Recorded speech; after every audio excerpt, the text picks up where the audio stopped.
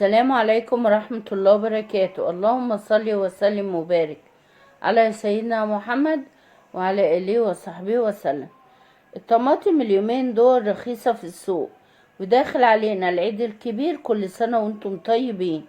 قلت اجيب واعمل صلصة، وانا كنت عملت قبل كده تفريز الصلصة، كان في رمضان اللي فات بطريقة تانية غير الطريقة دي.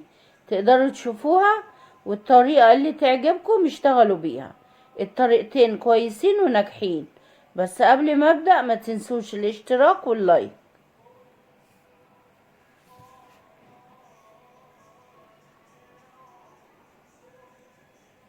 جبت الطماطم، غسلتها وصفتها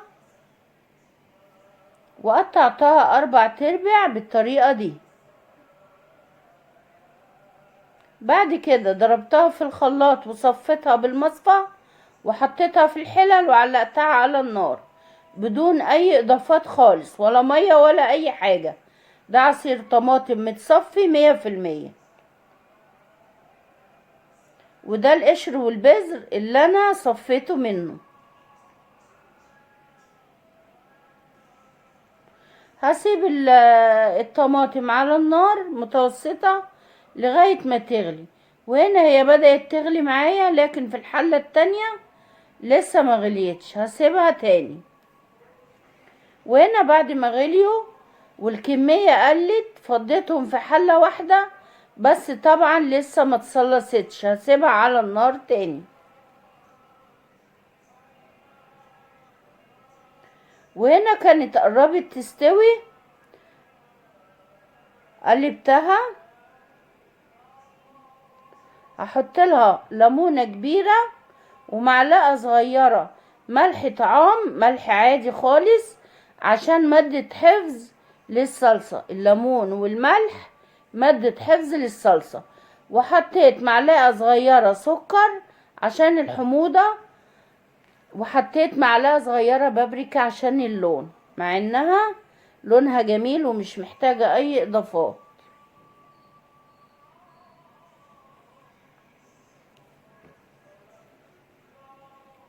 وهنا كانت خلاص اتصلصت وتقلت، وهقفل عليها.